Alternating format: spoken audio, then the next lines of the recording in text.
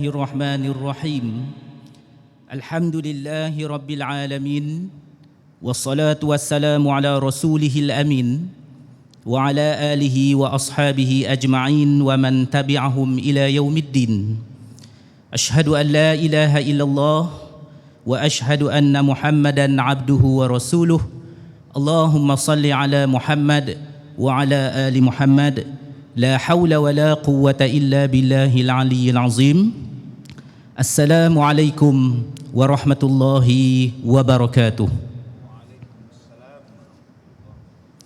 Tuan-tuan, puan-puan, muslimin dan muslimat yang dirahmati Allah sekalian, marilah sama-sama kita mulakan majlis kita dengan Ummul Kitab Al-Fatihah.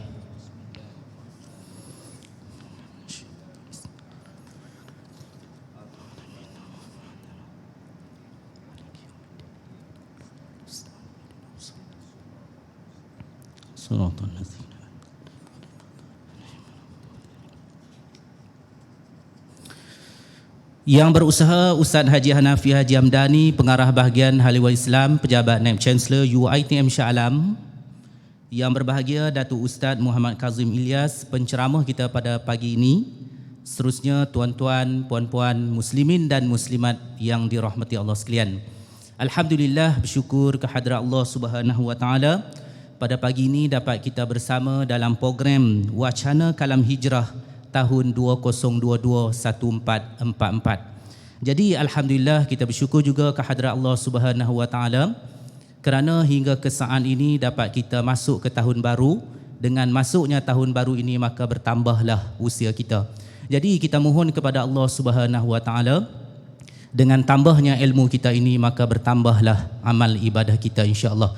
Seperti mana hadis yang bermaksud sebaik-baik manusia itu mereka yang panjang umurnya dan baik amalannya, dan seburuk-buruk manusia mereka yang panjang umurnya dan buruk amalannya.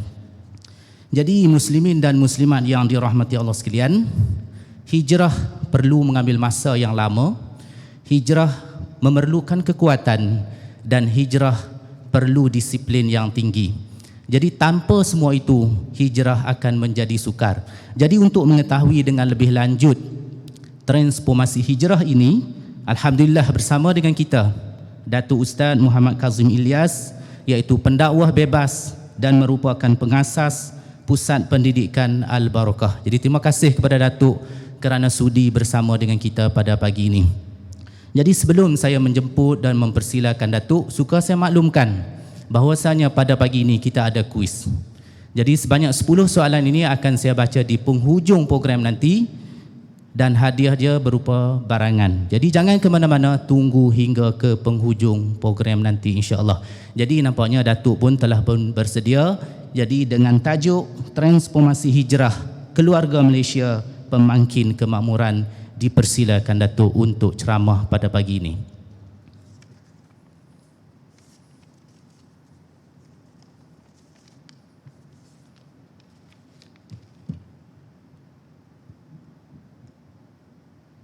Assalamualaikum warahmatullahi wabarakatuh. Bismillahirrahmanirrahim. Alhamdulillah. Wassalatu wassalamu ala Rasulillah wa ala alihi wa ashabihi ajma'in. Qala Allah Ta'ala fi kitabihil karim, a'udzu billahi minasy syaithanir rajim. Bismillahirrahmanirrahim. Alif Lam Ra. Kitabun anzalnahu ilaika litukhrijan nas minaz zulumati ilan nur. Litukhrijan nas minaz zulumati ilan nur biizni rabbihim ila siratil azizil hamid. Sadaqallahul azim. Terima kasih Ustaz pengacara majlis yang saya hormati, Tuan Pengarah Bahagian Hal Ehwal Islam yang saya hormati, ustaz-ustaz, tuan-tuan dan puan-puan, mudah-mudahan dirahmati, diberkati oleh Allah Subhanahu wa taala. Di dalam kehidupan kita ini ada beberapa perkara yang boleh berubah dan ada perkara-perkara yang tidak akan diubah. Yang boleh berubah kadang-kadang melibatkan urusan keduniaan, urusan kehidupan sehari-harian. Yang tak boleh berubah melibatkan perkara yang fitrah, perkara alami, hukum, hakam dan sebagainya. Sebab ada di dalam Al-Quran tentang perubahan-perubahan itu. Seperti ayat innallaha la yughayyiru ma biqaumin hatta yughayyiru ma bi anfusihim. Sesungguhnya Allah tidak akan mengubah nasib sesuatu kaum sehinggalah kaum itu mengubah nasib dia sendiri. Maknanya taraf hidup, taraf pendidikan, taraf berfikir, taraf memajukan diri, negara, masyarakat, itu maknanya boleh berubah. Dan memang Allah Ta'ala berikan keizinan otak kita untuk berfikir supaya berubah. Seperti di dalam surah Luqman Allah Ta'ala sebut, alam tarau annallaha sakhkhara lakum ma fis samawati wa ma fil ard. Tidakkah kamu melihat kami memudahkan urusan kamu di langit dan urusan kamu di bumi. Jadi Allah Ta'ala sebut bahawa Dia memberikan kepada kita idea, ilham, kepandaian, kebijaksanaan untuk menguasai di langit dan menguasai apa yang ada di bumi. Maka tidak hairan hari ini tuan-tuan, industri yang melibatkan penerbangan, industri yang melibatkan teknologi angkasa, maka dia akan setiap hari akan berkembang. Begitu juga kita lihat Allah sebut dalam Quran, subhanallazi sakhkhara lana hadza wa ma kunna lahu muqrinin. Dimudahkan urusan kita berjalan di darat. Maka pelbagai jenis kenderaan digunakan sebagai pengangkutan sekarang. Kereta berjenis-jenis, daripada diesel, petrol, sekarang bateri, lebih pada bateri, sekarang elektrik. Dulu solar, sekarang menggunakan kereta elektrik. Tak ada lagi minyak ke apa benda dah, jalan saja. Cara sekali charge 400-500 km sekali perjalanan. Ini Allah Ta'ala bagi kepada kita untuk berfikir. Transformlah dalam itu benda. Engkau nak buat bangunan 10 tingkat, silakan. Allah bagi otak untuk berfikir. Engkau nak buat bangunan 1 kilometer, silakan. Maka ini perubahan yang dibenarkan. Baju kita, kau nak buat baju daripada apa? Saya pernah beli baju yang diperbuat daripada jagung. Daripada jagung buat baju. Saya pun beli saja. Ada di rumah tak pakai. Agak-agak lapar, saya rebus baju tu, buat bubur. Jagung dibuat baju, nenas dibuat baju. Masya Allah. Dan ada baju sekarang tuan-tuan yang tak perlu di-iron, tudung yang tak perlu disetrika. Teknologi, silakan. Dan tuan-tuan hanya perlu berfikir dan tuan-tuan boleh buat benda itu. Dulu mikrofon tak payah ada mikrofon dulu ada tali dan seketul, duduk situ ada wire dia, pegang situ. Kemudian tak payah lagi letak di situ, boleh pegang, tapi masih ada wire. Sekarang mikrofon semua tidak ada wire. Mikrofon sekarang Ustaz Kazim yang pegang macam ni, yang lain semua tak ditengkok di kepala. Yang letak ditengkok di kepala tu pun dah ketinggalan. Ada yang letak di sini, kecil. Akak-akak ni duk pegang kamera ni. Dulu kamera jenis 6 Jahanam, filem Piramli 6 Jahanam, kena tutup dengan tudung, baru boleh ambil gambar, meletup keluar api. Itu zaman 6 Jahanamnya filem. Kemudian mari zaman Kodak. Semua Kodak. Segala filem apa pun Kodak belaka, Konica kah, Fuji filem kah, lantaklah aku tetap beli Kodak walaupun belinya Fuji. Sekarang tak ada lagi dah. Semua pakai handphone. Kamera hari ni ambil, hari ni boleh cuci, hari ni boleh siap. Dulu nak siap kamera, siap album 3-4 hari baru siap. Sekarang tak payah. Boleh edit masa itu juga. Yang tua nampak muda, yang muda nampak tua. Teknologi. Silakan berfikir dan awak boleh maju. Negeri yang berfikir itu bagaimana? Bagaimana negeri yang dapat berfikir supaya negeri dia maju? Negeri yang tak ada bergaduh, negeri yang tak ada berperang. Mana negeri yang tak perang? Jepun. Jepun tak perang, Jepun tak bergaduh, sama-sama rakyat dia hidup baik. Jarang-jarang kita dengar baru ni ya bekas Perdana Menteri kena tembak, orang gila tembak dah. Yang lainnya aman. Maka dia jadi negara maju. Kereta dia buat, robot dia buat, komputer dia buat, kereta api laju dia buat, kapal terbang dia buat, motor pun dia buat, lift dia buat, bangunan pun dia buat. Dia sentiasa berfikir sebab dia tak ada benda nak perang, tak ada benda masa nak bergaduh. Cuma tengok Korea telah.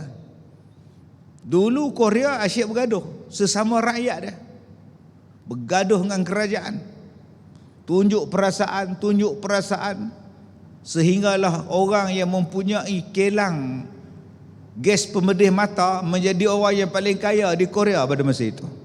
Sebab tiap-tiap hari rakyat dia diajak bergaduh dengan kerajaan, tunjuk perasaan. Masa tu siapa peduli dengan Korea?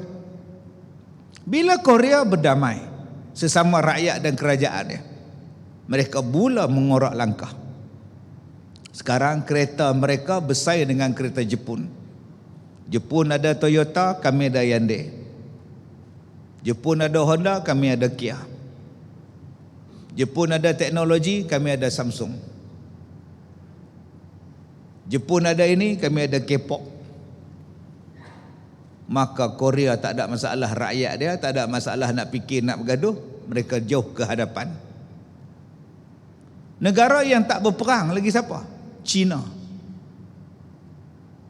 Dulu zaman pemerintahan tahun 70-an, tahun 80-an, mereka mengamalkan dasar tutup pintu. Nak baik dengan negara China ni susah. Dia tak bagi rakyat dia bercampur dengan orang lain macam Korea Utara sekarang. Nak dapat hubungan diplomatik tu susah. Malaysia merdeka tahun 57. Ada hubungan diplomatik dengan China tu zaman Tun Razak. Zaman Tun Razak jadi Perdana Menteri baru boleh buat, beberapa puluh tahun selepas merdeka. Memang mereka pada masa itu susah jadi rakyat. Timbul kemuncaknya ialah bila berlaku tunjuk perasaan besar-besaran di seluruh China. Dan yang paling terkenal ialah Medan Tiananmen, tunjuk perasaan dengan kerajaan dan askar. Selepas itu berlaku transformasi pentadbiran pemerintahan di negara China. Selepas tahun 1988, China mula mengorak langkah. Mereka potong negara-negara lain yang menjadi kuasa dunia, kuasa ekonomi, kuasa tentera. Dan sekarang mereka adalah dominan. Dominan dalam bidang ketenteraan. Tuan-tuan tanya, negara mana yang bagi warning dekat China? Siapa yang berani bagi warning, tunjuk jari dekat China? Amerika pun diam. Baru ni dia lancarkan roket, jatuh merata ceruk, orang diam. Kat Sabah jatuh, Balikpapan jatuh, kat Sarawak jatuh. Relax dia. Siapa nak berani serang dia? Dia mempunyai tentera paling kuat dalam dunia. Dia mempunyai kapal pengangkut paling besar dalam dunia. Kita ada kapal pengangkut apa?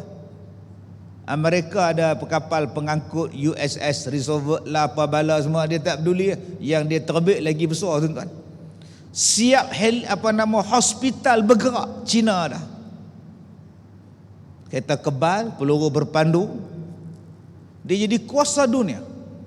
Bukan setakat kuasa dunia dalam bidang ketenteraan, kuasa dunia dalam pengeluaran semua benda. Dulu Jepun nak menguasai negara-negara Asia, mereka menguasai dalam Perang Dunia yang kedua, sampai ke Singapura, sampai ke Belanda, ke Indonesia, Tanah Melayu, Filipina, Jeneral Yamashita, Jeneral sana, Jeneral sini, kontrol Asia. Bila mereka kena bom dengan Amerika di Hiroshima, Nagasaki, mereka stop. Mereka mula membangunkan negara mereka. Dan mereka menguasai dunia pada masa itu. Bukan Asia lagi dah. Selepas mereka menghentikan perbalahan, mereka menguasai dunia. Di dalam setiap rumah orang ada benda Jepun. Bagaimana Jepun menguasai dunia? Tak perlu lagi berperang. Tengok TV, ada Sharp. Tengok peti ais, ada Toshiba. Tengok kereta, ada Toyota. Sampai ke Amerika, tengok blender, ada National, Panasonic. Tuan-tuan tengoklah, tengok jam, ada Seiko. Semua Jepun. Tak payah lagi Jepun nak masuk negara orang, bunuh orang. Sampai ke tandas, ada selipar. Yang mana faham, tak faham sudah. Sekarang China ambil alih. Dia kuasai dunia, dia ambil alih daripada Jepun. Dia transform betul-betul, gila-gila punya. Dia buka kilang besar-besaran, keluarkan produk besar-besaran. Sekarang mikrofon yang kita pegang dulu ni Yamaha ni. Ini. Dulu Yamaha, sekarang China buat. Bukan setakat mikrofon China buat, batang yang duk pegang tu pun China buat. Baju, beg, kosmetik, ubat-ubatan, alat elektrik, sampailah kereta, China buat. Tuan-tuan duk pakai Proton punya S70, X50, China punya. Ni nak main pula X90 punya, China punya. Dan sekarang tuan-tuan, kapal terbang China dah buat. Dan penerbangan antarabangsa dalam proses untuk meluluskan pesawat penerbangan China yang buat. Bukan lagi Airbus, bukan lagi Boeing. Kalau tuan-tuan confident lah, tuan-tuan naiklah kapal terbang ni apa? Saya tak apa nak confident kan? TV depa pun kita beli 2 hari rosak. Sekarang handphone tuan-tuan pun China. Dulu iPhone, lepas tu Samsung, lepas tu Samsung, sekarang Huawei, sekarang Oppo. China kontrol habis. Dulu yang buat bangunan tu Jepun, lepas Jepun Korea. Yang buat terowong, menara apa semua tu Korea. Pembinaan agung hebat Korea. Sekarang China menguasai, membuat lapangan terbang, membuat airport, membuat port, lebuh raya, jambatan, dan mereka dah pintas sekarang ini buat kereta api laju. Termasuk tuan-tuan di tanah suci, di Mekah lah apa semua negara Arab, mereka bersaing untuk buat kereta api. China, dia transform. Tuan-tuan yang saya hormati, negara apa lagi yang menguasai tentang peradaban ini, kemajuan ini? British, England, Perancis. Dan tuan-tuan tengok negara-negara yang kita sebutkan tadi, adakah mereka bergaduh 24 jam tentang politik? Tak ada. Adakah mereka bergaduh 24 jam untuk jadi Perdana Menteri? Tak ada. Adakah mereka suka melompat parti? Tak ada. Adakah mereka suka bergaduh pasal bendera siang malam pagi petang? Tak ada. Kerja mereka ialah pilih presiden, habis pilih bangunkan negara. Kerja mereka ialah pilih kerajaan, habis memangkah bangunkan negara. Malaysia pula pangkah tak habis-habis, 24 jam selama 365 hari selama 5 tahun sampai mati. Bergaduh siang malam. Bila Malaysia nak maju? Akhirnya kita tak maju, walaupun kita mendakwa kita maju, kereta kita orang punya. Kita buat keluar kereta baru, rupa-rupanya orang yang Toyota punya. Buat keluar yang baru, rupa-rupanya Suzuki punya. Buat keluar yang baru, rupa-rupanya Daihatsu punya. Yang mana kita punya? Buat jabatan teknologi orang, buat kereta teknologi orang, buat mikrofon ni pun tak boleh buat import daripada kilang luar negara, buka kilang dalam negara kita. Sebab kita masih lagi tuan-tuan duk fikir untuk bergaduh sejak daripada tahun 57 sampailah sekarang tuan-tuan, hijrah tiap-tiap tahun. Tapi tiap-tiap tahun itulah orang-orang politik mengajak kita bergaduh sama-sama rakyat. Akhirnya duk universiti bergaduh, pakar-pakar bergaduh saja. Bila kita nak ambil otak yang Allah Ta'ala bagi ni untuk memajukan kita? Sedangkan benda ni tuan-tuan kalau digunakan betul-betul, hebat. Sebab itu bangsa dulu-dulu, bangsa kita Melayu dulu-dulu hebat. Tetapi bila datang penjajah, dia melemahkan pemikiran orang-orang kita, menyalahkan dan merosakkan pemikiran kita dengan mengatakan bahawa orang-orang Melayu kita dulu adalah bangsa bodoh, bangsa yang tak reti nak membina jarum sebatang, membuat jarum bola sebatang. Mereka memadamkan sejarah penggunaan otak orang Melayu-Melayu dulu hebat. Bagaimana orang Melayu mencipta meriam, mencipta pistol, bukan keris semata-mata. Kita dah membina pistol, dah membina senapang, membina meriam. Tapi digambarkan kejatuhan kerajaan Melaka sebab orang-orang Melayu berlawan dengan lembing dan keris, Portugis melawan menggunakan meriam. Ini kesalahan fakta, tuan-tuan. Benda-benda ini tuan-tuan boleh tengok di Belanda, tuan-tuan boleh tengok di Portugal. Bagaimana meriam-meriam yang di sana, yang diambil daripada kerajaan Melayu Melaka, diletakkan di muzium mereka. Sebab selepas kejatuhan kerajaan Melaka, lebih daripada 3,000 meriam kota Melaka dilarikan. Bukan meriam kecil-kecil anak tu, meriam bapak segala meriam. Tuan-tuan tengok dalam filem P. Ramlee, 6 Jahanam. P. Ramlee main tekpi besi yang ada macam huruf T, makan mie rebus, minta mie rebus. Datang Samsin ni, ini apa ni, apa cara main ni?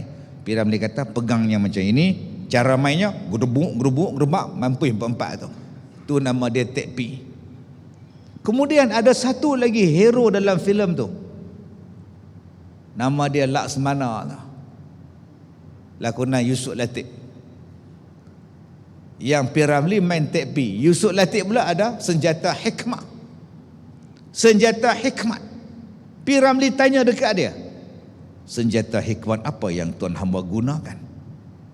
Yang dia pakai tu pistol. Zaman filem P. Ramlee tu, tak bila punya zaman dia punya buat tahun dia tak tahu lah. Tapi filem tu filem tahun 60-an, tapi menceritakan zaman orang Melayu dulu dah ada pistol. Senjata hikmat ini adalah kurniaan daripada Tuanku Sultan kepada saya untuk menjaga keamanan negeri. Tembak aja mampu. Orang Melayu telah membina pistol. Tuan-tuan balik tengok macam mana kajian ataupun otak P. Ramlee nak tunjukkan bahawa Melayu bukan bodoh. Orang Melayu mengelilingi dunia. Yang tuan-tuan duk tengok Pirate of Caribbean tu, kita duk minat tengok Pirate of Caribbean. Sotong jadi lanun, mayat jadi lanun, hantu ikan semuanya ada. Dan kita duk minat pada pelakon dah utama tu, Johnny tu. Diambil daripada inspirasi kepada Awang, orang Melayu yang pertama mengelilingi dunia. Nama dia Awang tu, Panglima Awang. Mereka tukar daripada Panglima Awang jadi hero Johnny Depp lah. Tuan-tuan yang saya hormati, dan orang Melayu adalah orang yang paling bijak membina kapal, paling tahu menggunakan kapal. Tapi kita digambarkan kapal orang Melayu adalah sampan. Kalau sampan yang dibina oleh orang Melayu, bagaimana Hang Tuah sampai kepada Turki, Hang Tuah sampai ke Eropah, Hang Tuah sampai ke Jepun? Adakah dengan sampan, dengan kolek? Tapi sejarah-sejarah ni dipadamkan. Maka selama-lamalah kita merasa rendah diri. Kita orang Melayu ni memanglah lemah. Kita dilemahkan oleh penjajah. Dan selepas merdeka pun masih lagi berpegang kepada penjajah. Sebab tu kalau saya jadi pemimpin, saya tak masuk Commonwealth. Saya tak hantar pun wakil sukan saya masuk sukan Commonwealth. Kerana kamu masih meletakkan diri kamu di bawah Queen. Kamu masih meletakkan diri kamu tu di bawah mereka. Sedangkan Amerika, yang British pun sampai di Amerika, China yang British pun sampai di China, mereka tak join pun Commonwealth. Sebab mereka nak apa? Kemerdekaan hakiki dia. Ini tuan-tuan yang kena berani transformasi. Kita dah bercakap transformasi. Selagi mana kita belum keluar daripada kepompong itu, selagi itulah kita akan jadi lemah, tuan-tuan. Tuan-tuan yang saya hormati, maka pemikiran perubahan ini Allah izinkan. Cuba kita tengok dalam masjid kita, kapet. Dulu tahun 50-an, masjid mana ada kapet macam kita ni. Sekarang kapet dengan teknologi yang canggih sekarang, yang jenis kalis air, yang jenis kalis sampah. Tuan-tuan tengok kapet di Mekah, automatik, berapa saat wangi dia keluar. Jenis apa kapet ni? Bila sujud jadi wangi. Ada, tuan-tuan. Aircon, macam mana tak payah guna lagi wire yang besar, dia buat sekarang. Lampu jimatkan kos, yang mana tak ada orang dia padam automatik, yang mana ada orang dia buka automatik. Dia menggunakan teknologi haba pada kita ni, membukakan lampu dan sebagainya. Semua ini boleh kita buat. Dan hari ini tuan-tuan boleh buat dalam teknologi macam-macam. Dan saya katakan tadi, tuan-tuan hanya perlu berfikir, aku nak buat yang ini, insya-Allah tuan-tuan boleh buat, selagi mana tidak melanggar hukum-hukum yang akan saya sebutkan kemudian. Tuan-tuan, tadi saya sebut, Allah kata engkau boleh kuasai langit. Hari ini manusia gunakan suit untuk terbang. Dia beli baju, beli roket, dia pakai, dia terbang. Selepas ni tuan-tuan, semua orang terbang pergi hajar. Dengan Kak Leha terbang sekali, pakai baju kurung terbang. Dia boleh buat, dia boleh naik ke tepi tu, masuk. Sekarang dah ada arah. Subhanallah, Masya Allah. Yang kedua, perkara yang tidak boleh berubah, nama dia ialah hukum. Hukum Tuhan. Datanglah zaman berapa pun, begitulah hukum dia. Haji tetap di Mekah, semayang tetap 5 waktu, Ramadan wajib berpuasa di waktu siang, zakat cukup haul nisab bayar. Dia takkan berubah. Korban, binatang-binatang ni korban, tak boleh. Ustaz, kita cuba nak buat korban rusa, Ustaz. Tak boleh. Rusa bukan binatang korban. Tak, binatang korban kan 4 kaki. Rusa kan 4 kaki. Saya kata kalau kira 4 kaki, boya pun 4 kaki. Kenapa kau tak sembelih boya buat korban? Sebab boya bukan binatang ternakan, bukan boleh dimakan pun. Rusa walaupun boleh dimakan, tapi dia bukan kategori binatang al-an'am. Unta, kambing, biri-biri, lembu, kerbau, silakan. Jangan dibuat pembaharuan pula. Kita cuba melakukan pembaharuan untuk melaksanakan ibadah korban. Kita memperkenalkan arnab sebagai binatang korban yang terbaharu. Ini yang telah diluluskan oleh Parlimen. Kalau tak, dia takkan boleh berubah tentang benda ni. Hukum takkan boleh berubah, tetapi cara melaksanakan dia, yang ni otak manusia berfikir. Fasalli li rabbika wanhar, solatlah, sembelihlah korban. Maka ada orang yang menggunakan teknologi yang lama untuk berkorban.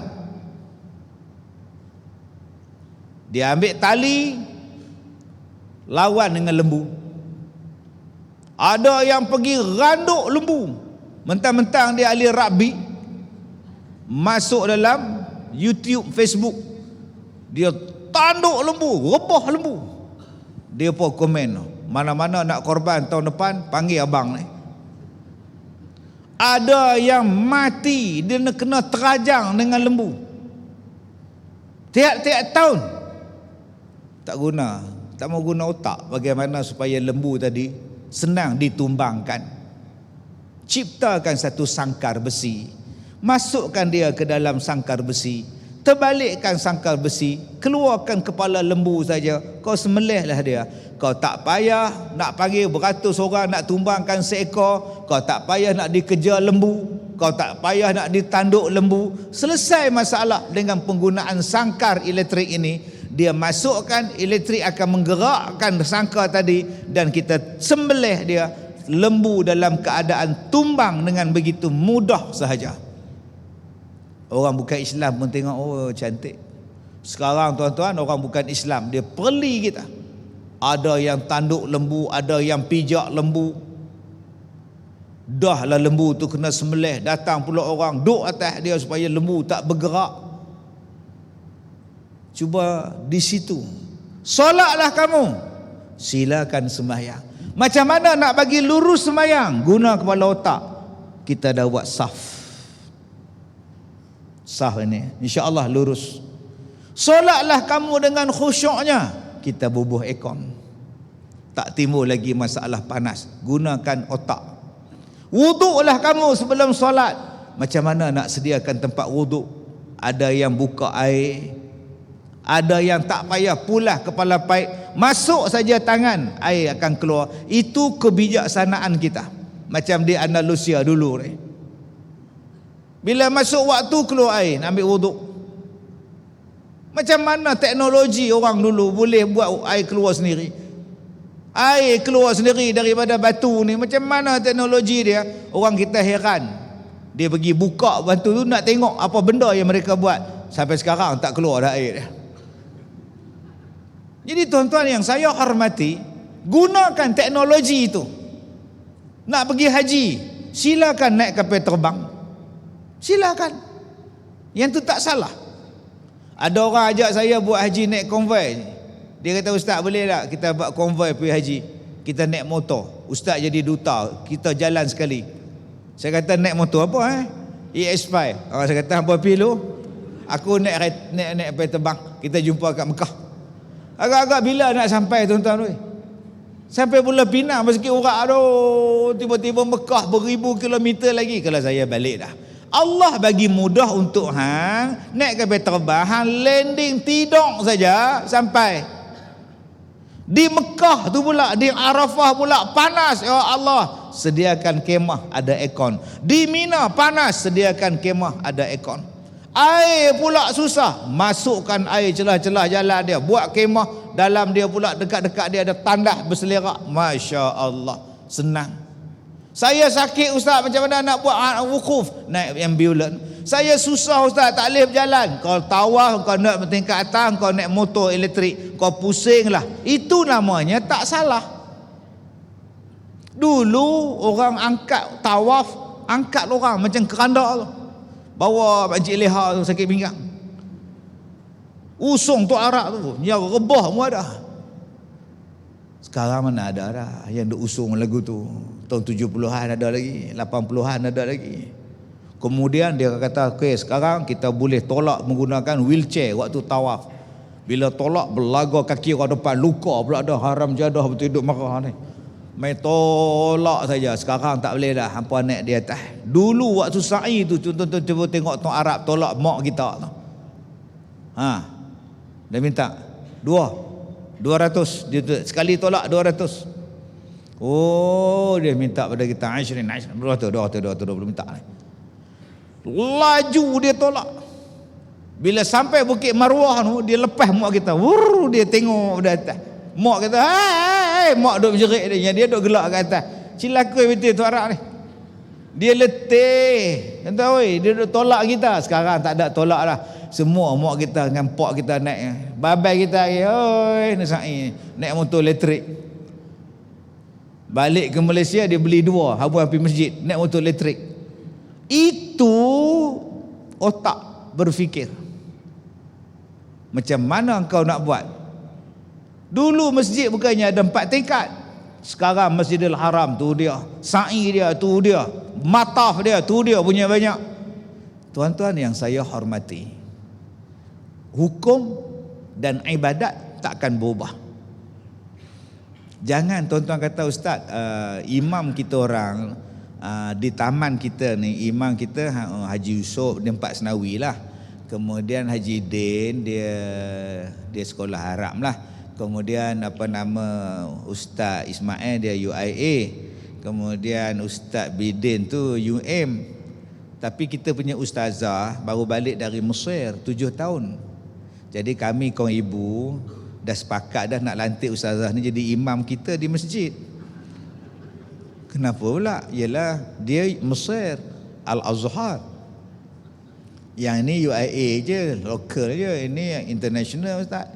Lagipun dia 7 tahun di sana. Jadi kami rasa kami dah layak untuk macam orang perempuan jadi imam kan, sebab perempuan pun dah jadi presiden, orang perempuan pun dah jadi menteri kan. So apa salahnya orang perempuan juga menjadi imam kan? Sudah tuan-tuan. Dia takkan berubah. Orang perempuan tetap jadi makmum, tu imam laki-laki duduk dia. Bijak lagu mana pun. Ustazah kamu lulusan mana? University of Bulan, ustaz. Punya tinggi bulan tu kan dia. Bila jadi makmum duduk belakang. Dia tak boleh nak ubah. Yang ni yang orang cuba ubah sekarang ni, konon-konon transformasi agama. Maka lahirlah sekarang ni masjid liberalism, masjid pluralism. Perempuan jadi imam, perempuan jadi bila, satu saf laki perempuan, satu saf laki perempuan. Bila tanya kenapa kau buat macam ni, Islam tidak pernah membezakan perbezaan jantina, perbezaan janda. Islam adalah adil. Sudah tuan-tuan. Sebab dia faham adil 50-50. Dia faham adil 50-50. Kalau laki-laki boleh jadi pengetua sekolah, kenapa kita tidak boleh menjadi pengetua? Betul. Datang di belakang. La ilaha illallah. Sebab dia faham adil tu 50-50. Dia tak faham adil daripada perspektif Islam, meletakkan sesuatu pada tempatnya. Itu makna adil. Adil meletakkan sesuatu pada tempatnya. Bukan kau 20, aku 20. Bukan. Kalau begitu gaji pengarah dengan gaji tukang sapu sama. Kenapa kau tak perjuangkan? Gaji makcik tukang sapu berapa, makcik tukang cuci? 1,200. Kan gaji minimum sekarang 1,500. Dengan cerita gitulah 1,500. Gaji tuan berapa? 15,000. Tak adil. Dua-dua kena bagi 15,000. Dua-dua kena bagi 1,500. Baru adil. Ustaz, dia kena tengok lah yang perempuan ni, dia makcik ni, pakcik ni, dia tukang sapu, memang layak gaji dia banyak itu, ustaz. Begitulah kau kan tak tengok dalam sembahyang. Dah agama meletakkan laki-laki itu imam. Imam itu pemimpin. Sebab tu saya heran bila ada perempuan mengatakan bahawa dia adalah Imam Mahdi. Nama pun imam perempuan, tiba-tiba dia perempuan. Saya adalah Imam Mahdi. Dan yang lebih pelik lagi ialah pengikutnya laki-laki. La ilaha illallah. Jadi tuan-tuan jangan ubah ni. Hukum jangan ubah. Itu adalah itu. Tak boleh nak ubah. Dia adalah hak milik Tuhan. Laki-laki boleh menikah seorang, dua, tiga, empat kalau dia mampu. Perempuan kata tak adil, kami pun nak menikah 4. Silakan. Masuk hospital abang, akak kan. Beranak tak tahu anak siapa. Mata hak ni mata lah nombor 1 ni. Tengok anak dia. Hidung suami nombor 2, kembang semacam dia. Rambut suami nombor 3, DNA siapa pula tahu. Dia hukum gitu. Dia takkan ubah. Yang ketiga, Allah sebut dalam Quran, la tabdila li khalqillah. Tidak akan berubah apa-apa yang dijadikan oleh Allah. La tabdila li khalqillah. Tidak akan bertukar apa-apa kejadian yang Allah jadikan. Takkan. Allah jadikan min zakarin wa unsa, laki dan perempuan. Dia takkan ada benda-benda lain selain pada laki dan perempuan.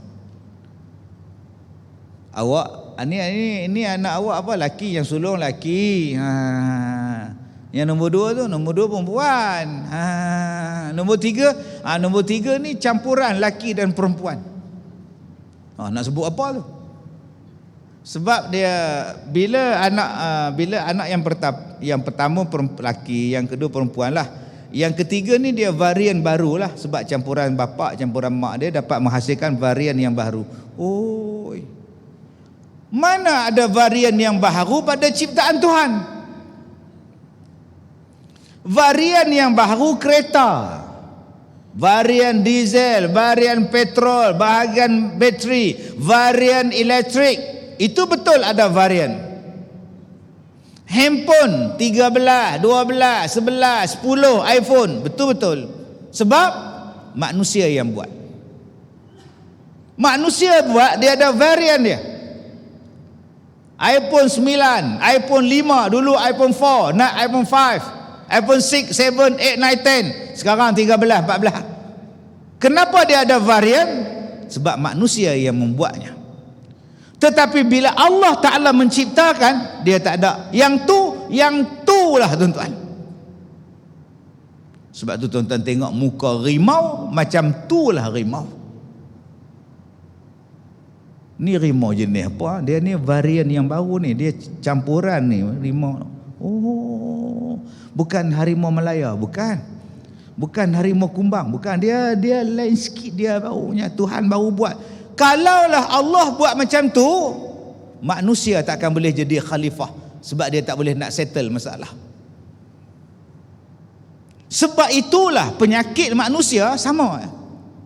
Sebab kita adalah varian yang sama. Makcik sakit apa makcik? Diabetes. Oh, suami sama juga, diabetes juga. Kencing manis, kencing manis. Dia apa varian apa makcik? Makcik varian kencing manis Crohn. Oh. Yang pakcik pula, pakcik diabetes meron. Oh, meron. Oh, apa beza pakcik? Macam pakcik lagi standard lah, dia lagi tinggi lah. Dah, dia ada stage 1, stage 2. Kanser 1, 2, 3, 4, 5. Dia tak ada. Tanda-tanda dia sama je. Penyakit kencing manis di Malaysia sama dengan di India. Di India sakit kencing manis sama dengan orang Amerika. Sama. Sakit jantung sama je. Sakit otak ke sakit apa ke sama aja, sebab kita adalah sama. Min turab, daripada tanah. Dia takkan timbul orang yang baru. Begitulah dengan nyamuk.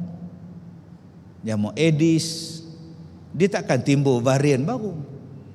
Sebab Allah yang ciptakan dia. Itulah nyamuk Aedes. Nyamuk apa yang gigit awak ni? Awak perasan tak? Tak tahulah, sebab dekat ekor dia tu macam ada lambang bulat-bulat gitu. Oh, ni varian baru ni.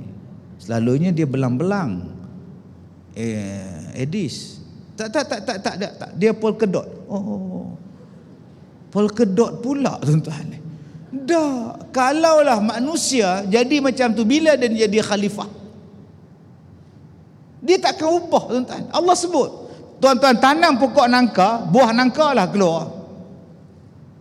Kita telah mencipta baru varian nangka. Pokok-pokok nangka dia akan tumbuh nanti musangking. Ini satu kejayaan kita. Kalau tak hanya hendak tipu lah. Dia takkan diubah. Allah sebut dalam Quran. Jadi ciptaan-ciptaan Allah ini Allah jelaskan di dalam Al-Quran macam-macam. Salah satunya surah Ibrahim yang saya bacakan tadi, kita pun anzalnahu ilaik litukhrijan nas minaz zulumati ila nur. Kami turunkan kitab ini untuk mengeluarkan manusia daripada kegelapan menuju kepada cahaya.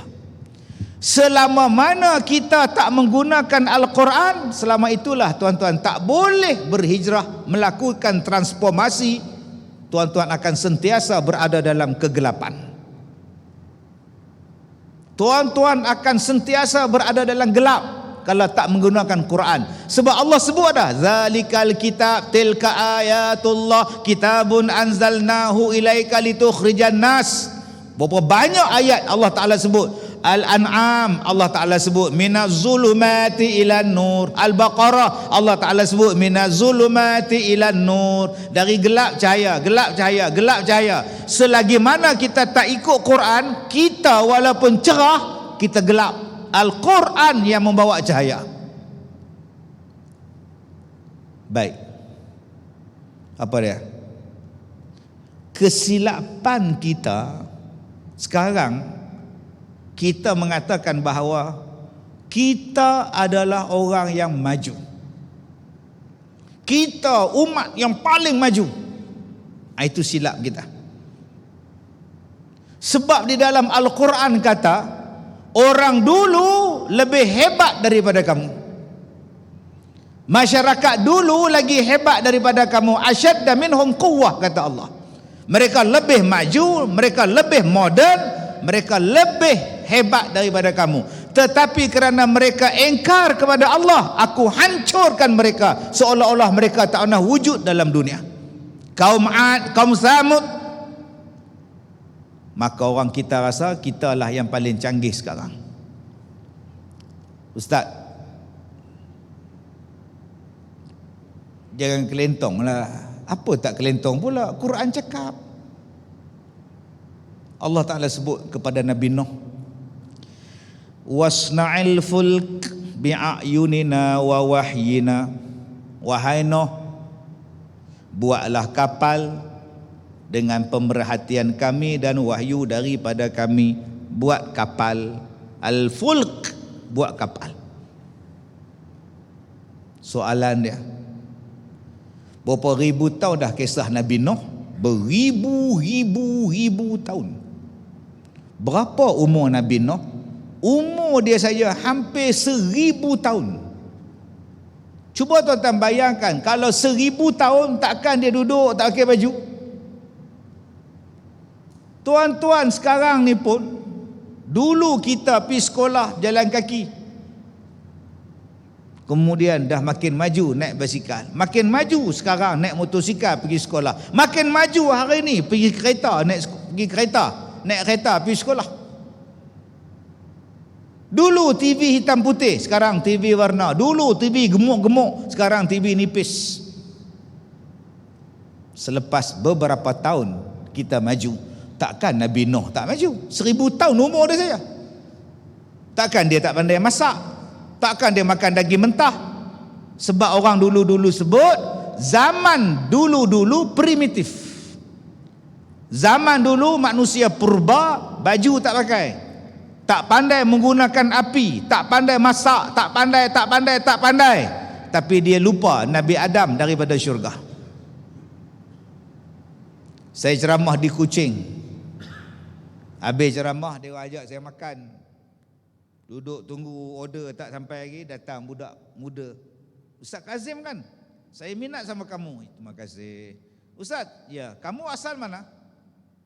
Saya asal Batu Kurau, Taiping. Oh, ustaz asal Taiping. Saya asal syurga. Oh, sudah.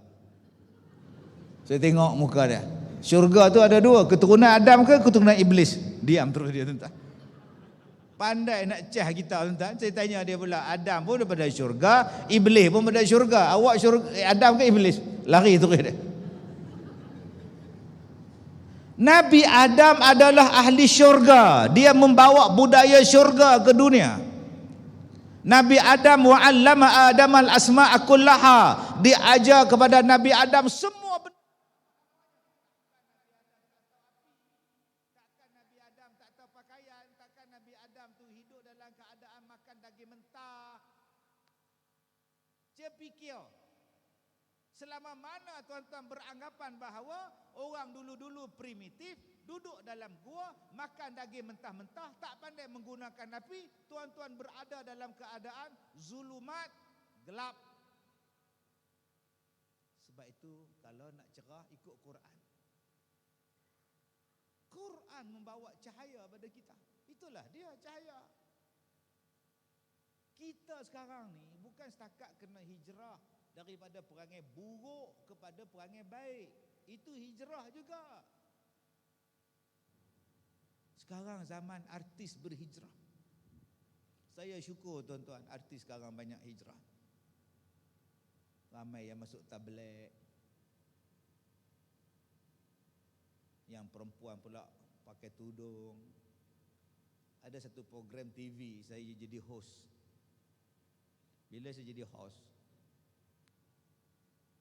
dua pelakon saya interview dalam talk show tu. Saya tanya, akak pergi mana sekarang? Filem dah tak ada, drama dah tak ada, akak pergi mana? Saya dah tak terlibat, ustaz. Saya duduk di kampung.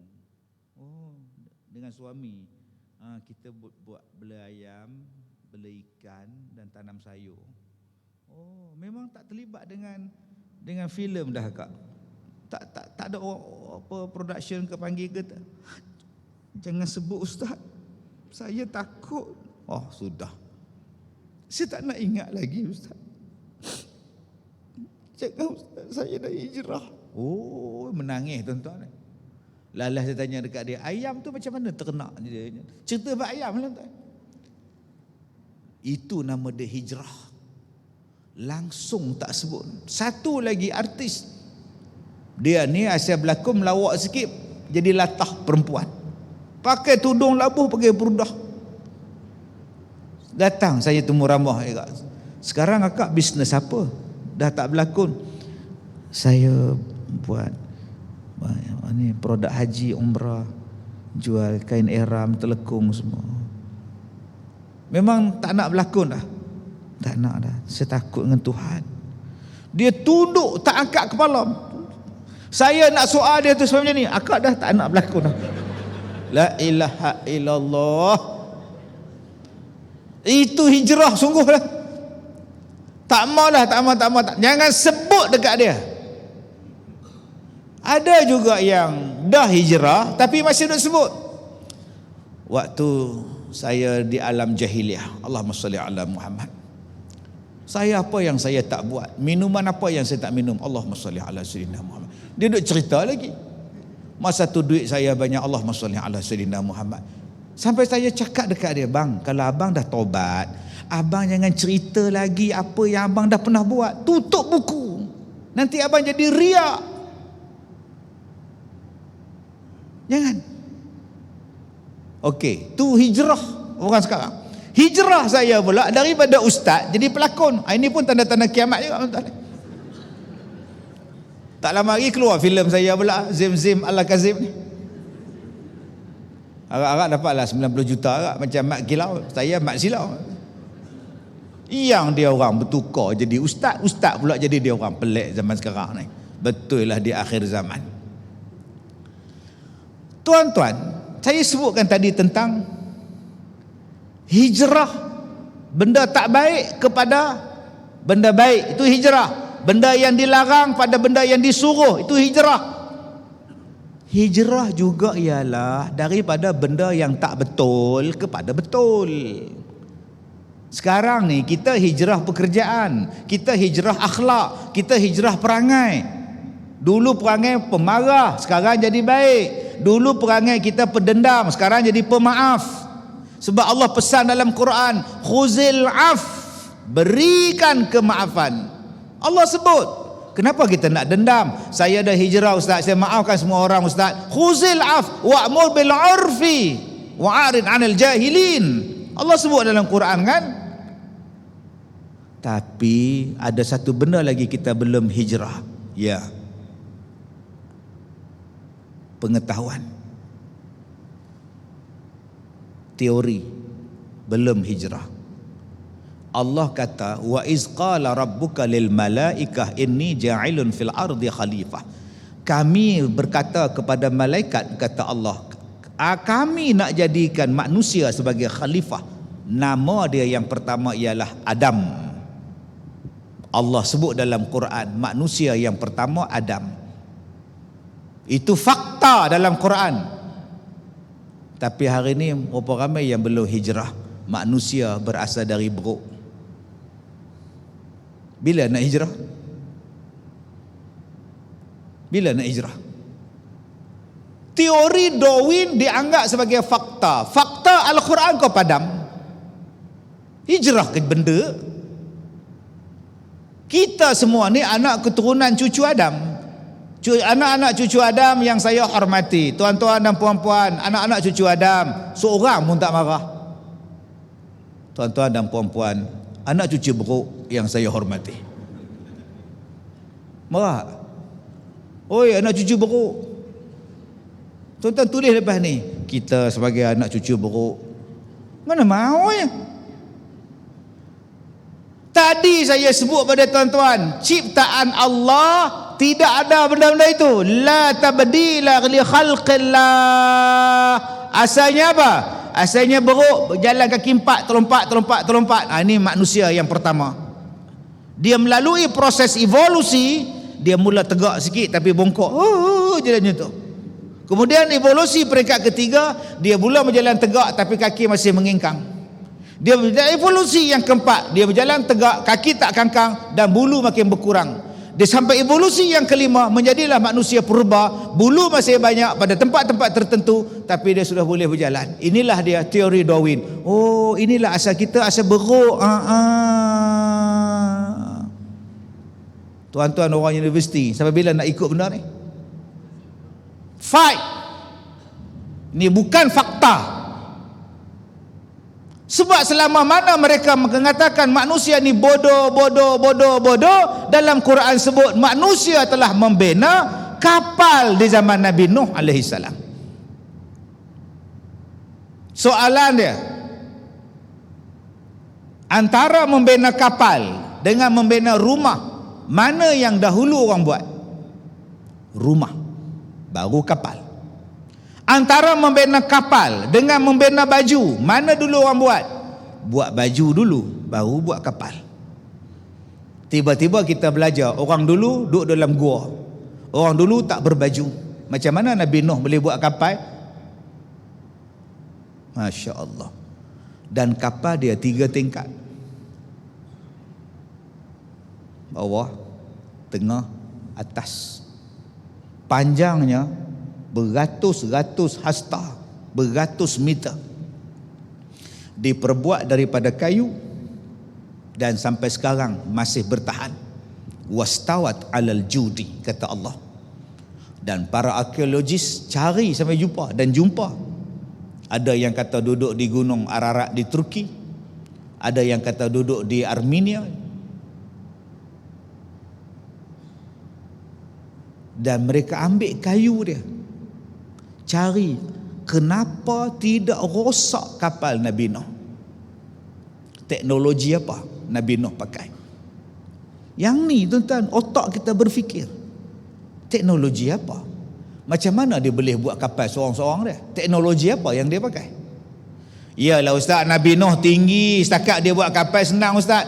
Yalah, kalau dia buat tinggi pun kapal tu mestilah besar. Takkan dia tinggi kapal kecil, dia nak duduk macam mana? Bahalul betul kau ni.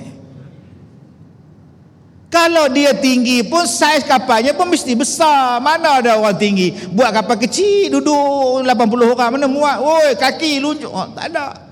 Bukan setakat orang yang dia bawa, binatang pun dia bawa. Besar mana kapal ni? Tiba-tiba kita belajar dalam sains kemanusiaan, orang dulu-dulu bodoh. Baik, soalan. Nabi Nuh ketika datang banjir, dia makan apa? Agak-agak binatang tu makan nasi macam kita. Agak-agak binatang tu tuan-tuan makan sepinggan macam kita ke? Tak. Gajah sekali dia makan tan. Soalan dia, besar mana stok makanan Nabi Nuh alaihissalam? Berbulan-bulan dibawa berjalan, peti ais apa yang dia pakai? Cuba fikir tuan-tuan. Inilah dia nama Quran. Bukan dia suruh kita baca Nabi Nuh naik kapal, lalu banjir, lalu mendarat di atas bukit judi. Cubalah fikir macam mana binatang dia kontrol, macam mana pengudaraan dalam kapal. Mesti ada teknologi yang canggih. Sebab tu saya katakan tadi, kesilapan kita sekarang ialah mengatakan bahawa kita saja yang maju, orang dulu semua mundur. Salah tuan-tuan. Macam mana dia boleh kontrol binatang? Masak pada binatang, bagi makan pada binatang. Duduk dalam kapal diam-diam, binatang tadi tak mengamuk, tak bergaduh, duduk diam-diam. Dan macam mana menggunakan pelayaran dia? Kompas jenis apa? Saya bila bawa orang naik cruise,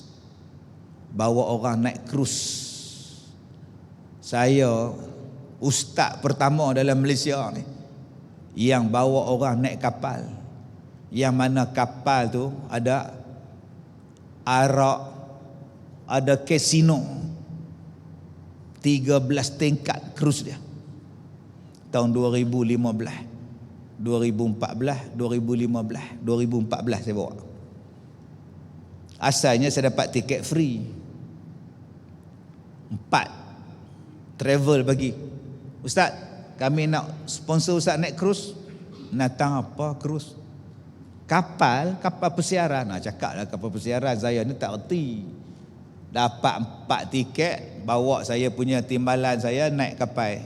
Setiap usaha naik kapal. Naik kapal sampai dekat pintu masuk kapal, orang tangkap ambil gambar. Kan ambil gambar, lepas tu kena bayar pula masa nak turun. Saya tengok dia tarik tangan saya, lelaki tu suruh bergambar, saya lari. No, dia lari. Siapa saya lari? Yang perempuan tu pakai bikini, ada burung merak pula kat belakang dia. Tak ada paksa aku, kalau aku ambil gambar mampu. Kecoh satu dunia pula. Kapal apa aku naik ni, ya Allah. Kita jenis orang bodoh entah. Saya tengok dekat kolam renang, ada kolam renang atas kapal.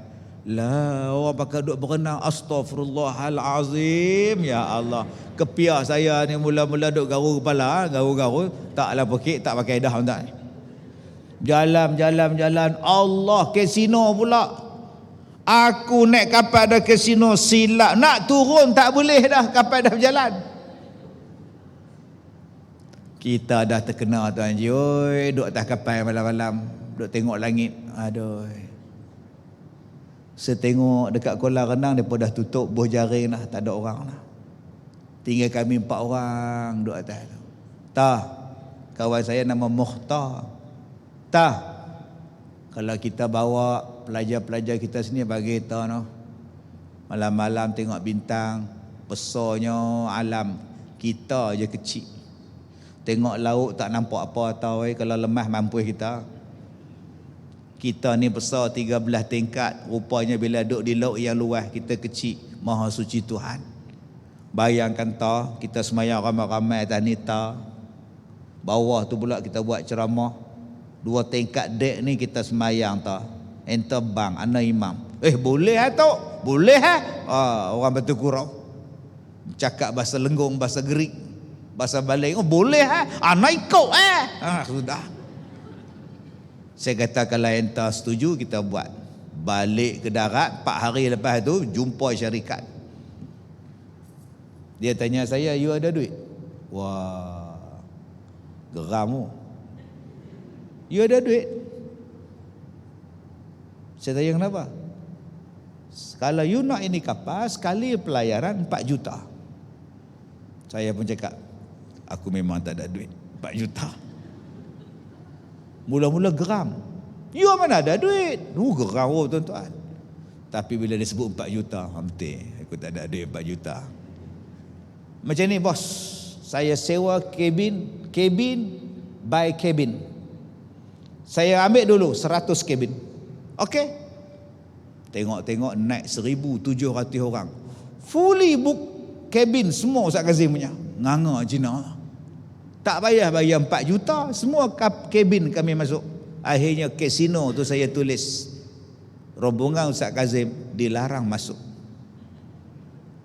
Arak tak laku, kasino tak laku, ceramah di situ. Itulah kali pertama saya buat 2014. Sampailah 2018 saya dengan Ta tadi ni, Mukhtar, buat dalam bilik. Saya tengok dekat lantai ni, sana pelak atas lantai. Apanya banyak pelak sangat ni. Mari budak Indon, dia tuang air dekat meja kami buat forum. Saya kata, mas, ini bilik apa? Banyaknya pelak-pelak ni. Waduh Ustaz tak tahu Ustaz. Mana saya tahu? Ini kasino. Atau kasinonya ke mana? Kasino enggak ada. Sejak Ustaz buat pelayaran ini, Ustaz bawa orang Islam, bos kata tutup kasino. Sekarang ini kapal sudah jadi orang Islam punya untuk buat pengajian, buat kuliah. Ini semayangnya, ini tempat ceramahnya. Daripada kasino jadi tempat kuliah. Alhamdulillah. Hijrah dah kapal tu. Hijrah sungguh. Tak ada arak, tak ada kasino. Alhamdulillah. Berapa tahun berjuang? 2014 sampai 2018. 5 tahun berjuang. Sampai dapat CJ halal makan, dapat CJ halal, Jakin bagi halal. 2018 saya forum last dengan Ustaz Mokhtar atas kapal. Dia balik di ICU, sakit jantung. Seminggu lepas keluar ICU meninggal. Itulah kali terakhir saya naik dengan dia. Dan itulah kali terakhir kapal berjalan. Sebab lepas tu Covid kapal tak berjalan dah. Dah balik ke Sweden. Kalau kita tak buat benda tu tuan-tuan, tak akan berhijrah manusia. Masa saya buat ada orang kutuk dah. Dalam Facebook, dalam masa tu TikTok tak ada lagi. Ustaz bodoh, ustaz bangang, sesat, bawa orang naik kapal, ada kasino, jenis apa ni? Saya diam, tak jawab apa. Saya diam, tak kata apa. Orang kutuk macam-macam. 2 tahun lepas tu saya tengok iklan, ustaz kutuk tu pula naik kapal sekali. Sebab tu tuan-tuan, kalau kita nak ubah orang, telinga kena tebal, muka pun kena tebal, hati pun kena tebal. Ini yang saya cakap tadi. Berapa kali saya cakap tuan-tuan, kena ada perubahan dalam bidang pendidikan supaya anak-anak kita yakin pada Quran. Ilmu Quran tu ilmu yang betul. Bila lagi kita nak anggap manusia zaman dulu bodoh? Sampai bila? Dalam kapal tadi tuan-tuan, saya tanya, mula-mula saya naik, saya tanya, berapa passenger? Maksimum 1,800. Berapa staff? 1,000 orang. Berapa untuk stok makanan? Yang tu saya tanya dia.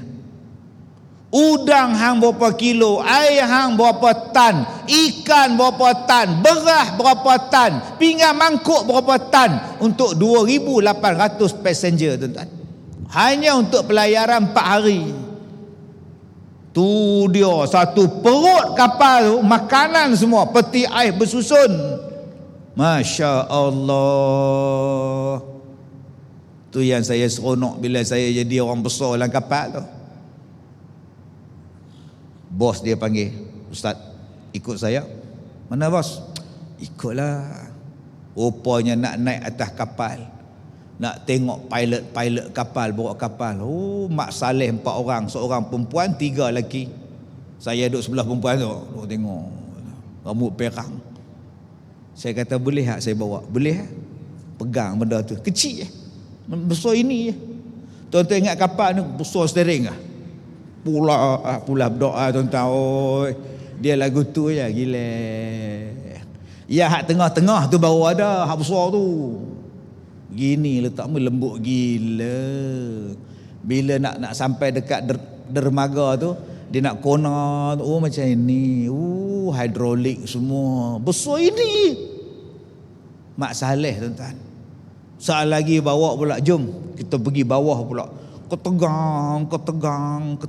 Air laut duk hentam kapal tu. Tengah-tengah duk berjalan, pong. Tak tidur ni saya ni. Rupanya nak pergi melawat tempat makanan. Tengok dia punya motor, tengok dia punya peti ais, dia simpan makanan punyalah banyak. Teknologi krus. Macam mana Nabi Nuh buat kapal, simpan makanan berbulan-bulan, 5,000 tahun dahulu. Buat perbandingan. Dan ketika hujan turun, air daripada langit turun, air daripada bumi naik. Dalam Quran Nabi Nuh cakap, "Wahai anakku, marilah naik kapal dengan ayahanda." Anak dia jawab, "Wahai ayahanda, ayah naik, jalanlah. Saya akan mendaki gunung yang tinggi itu. Saya takkan lemas dengan air." Seorang duduk dalam kapal, seorang duduk bawah gunung. "Wahai anakku, marilah naik. Ayah jalan dah dulu." Agak-agak dengar tuan-tuan. Saya duduk sini, tuan-tuan duduk situ, tak payah guna mic. "Wahai anakku, marilah." Macam mana manusia duduk dalam kapal boleh bercakap dengan manusia di bawah bukit? Teknologi apa dia pakai? Itulah yang kita kena fikir. Adakah handphone di zaman Nabi Nuh? Adakah cordless di zaman Nabi Nuh? Adalah wireless di zaman Nabi Nuh? Adakah mereka itu mempunyai speakerless dalam zaman Nabi Nuh? Orang putih dia kaji Quran. Apa benda yang dia bercakap? Seorang di gunung, seorang bawah gunung. Mesti ada teknologi. Orang kita, dia baca ya, Nabi Nuh cakap. Habis-habis dengar kuliah, ada makan nasi tak? Ada makan nasi. Orang putih, dia sampai tak makan nasi duk kaji ni. Apa benda ni? Kita bila pening kepala, bila duk mengkaji, bila duk fikir, tangan di mana? Nampak? Tangan. Benar-benar macam mana nak buat ni? Jarang orang duk fikir macam ni. Macam mana nak buat ni? Cuba tuan-tuan tengok. Macam mana Kenapa automatik tangan letak di sini? Kenapa automatik tangan letak macam ini? Kenapa? Kerana di sini adalah pusat pemikiran. Nama dia ubun-ubun. Dalam bahasa Arab nama dia nasiyah. Sebab tu kalau tuan-tuan lupa, Allah saya lupa. Mbak, jarang sebut, oh saya lupa, jarang. Lagi jarang, aku lupa, jarang tuan-tuan. Ni nama dia ubun-ubun, pusat pemikiran otak. Allah sebut di mana? 4 kali dalam Quran. Ar-Rahman ayat 41, Al-Alaq ayat 15, ayat 16, dan surah Hud ayat 56. Surah Hud ayat 56. Inni tawakkaltu 'ala Allah rabbi wa rabbikum ma min dabatin illa huwa akhidhun bi nasiyatiha. Inna rabbi 'ala siratin mustaqim. Dalam surah Al-Alaq, nasiyatin kadhibatin khati'ah.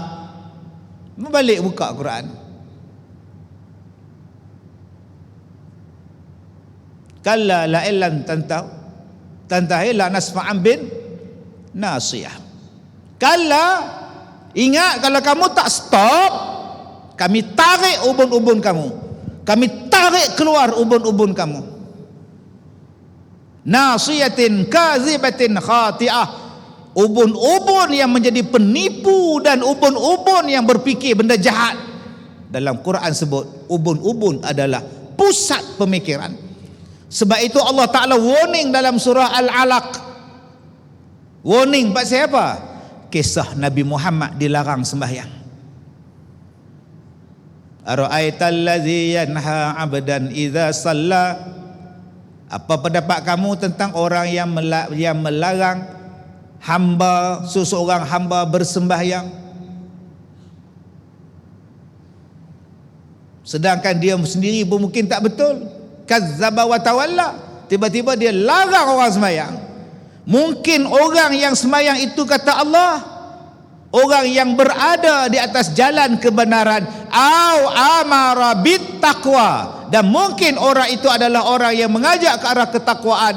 Tiba-tiba dilarang sembahyang. Yang melarang tu pula mungkin orang yang salah dan orang pendusta. Tiba-tiba kamu ikut orang yang salah dan mendusta.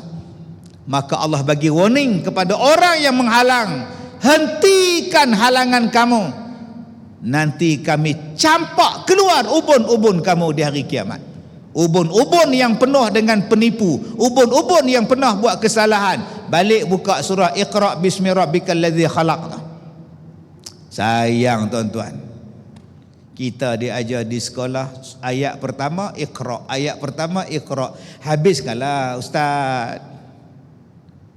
Akan ada cerita manusia dihalang semayang sampai kiamat. Bukan setakat Abu Jahal halang Nabi Muhammad je. Sampai kiamat akan ada cara orang-orang kafir dan musuh-musuh Islam yang membenci Islam melarang orang Islam sembahyang. Akan ada tuan-tuan. Dan lebih malang lagi, orang Islam menyetujui perbuatan dia, melarang orang Islam sembahyang dalam masjid. Allah sebut dalam Quran. Orang yang menghalang manusia mengimarahkan masjid, menghidupkan masjid, Allah bagi warning, ubun-ubunnya akan dicampak keluar di hari kiamat.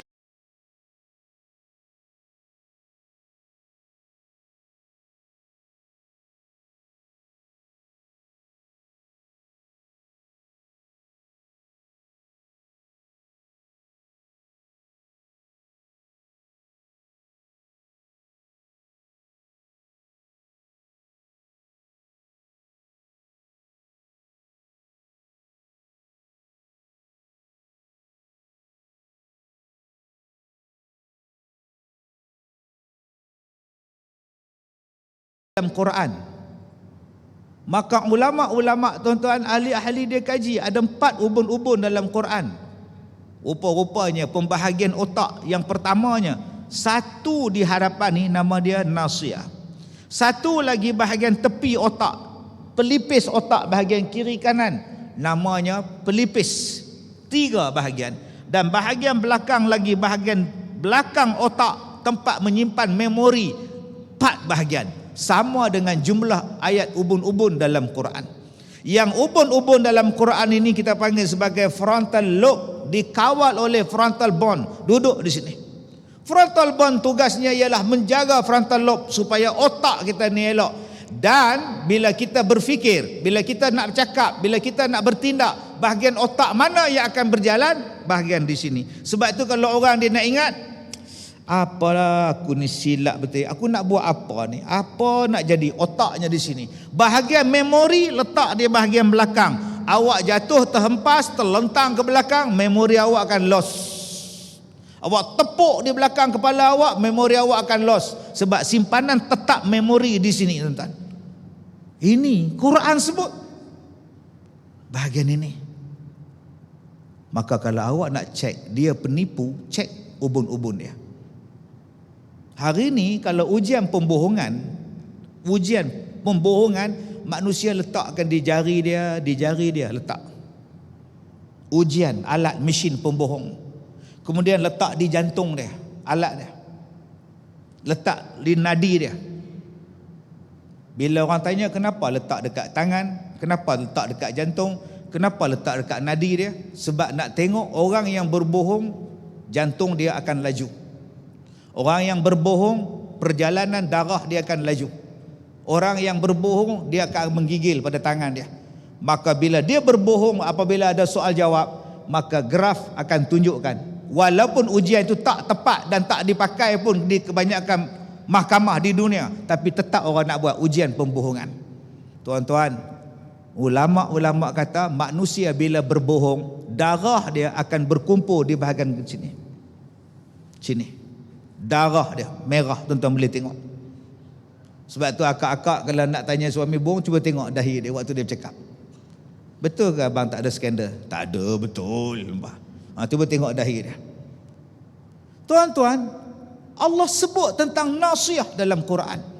Rupa-rupanya inilah puncak kepada pemikiran manusia. Yang nak buat jahat, yang nak menipu. Maka kata Allah, ubun-ubun itulah yang kami akan campak di hari kiamat. Kami buang dia.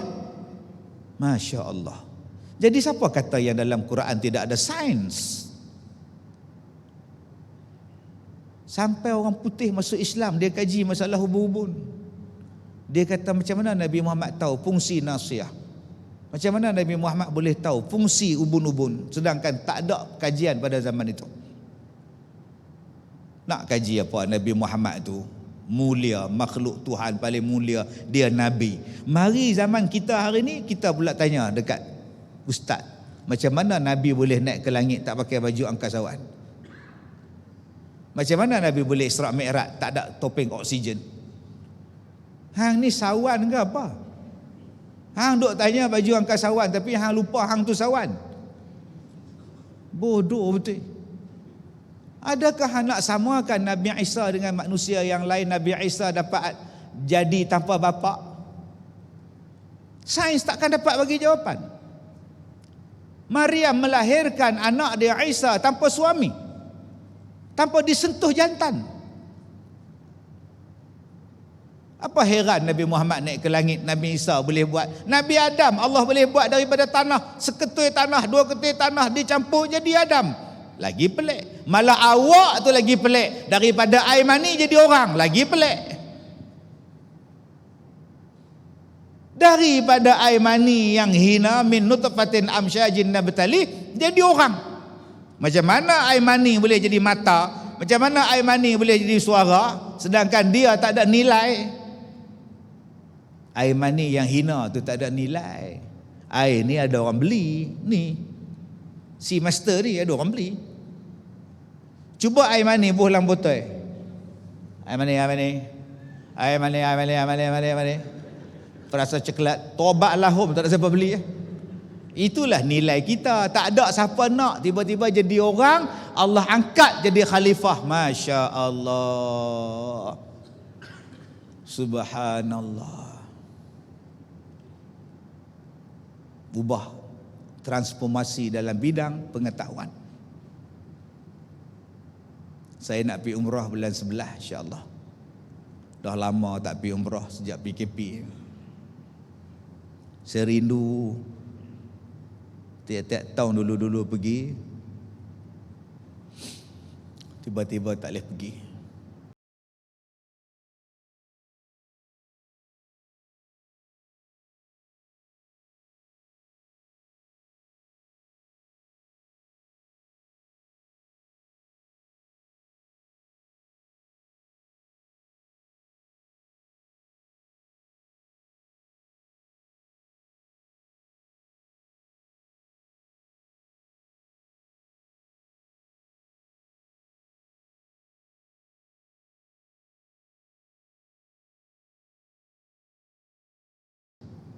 Yang di bawah manusia tawaf, di langit malaikat, di bawah Baitullah, di atas Baitul Ma'mur. Kata Nabi, kalau jatuh Baitul Ma'mur tepat kena pada Mekah, Kaabah. Itu dalam hadis. Soalan dalam sekarang, bumi berputar. Di mana Baitul Ma'mur kalau bumi berputar? Bila tuan-tuan nak kaji benda ni? Yang Nabi kata macam ni, yang orang ni kata macam ni, dan kita ikut cakap orang tu. Hak Nabi kita tinggal tepi. Allah, kesian tuan-tuan, nasib bangsa kita. Seolah-olah Nabi dan Allah ni tak tahu. Kita pun belajarlah 1,600 km berpusing. Habis tu di mana setentangnya? Kalau jatuh Baitul Ma'mur ke langit, ke bumi, laju pula dah. Cepikir tuan-tuan.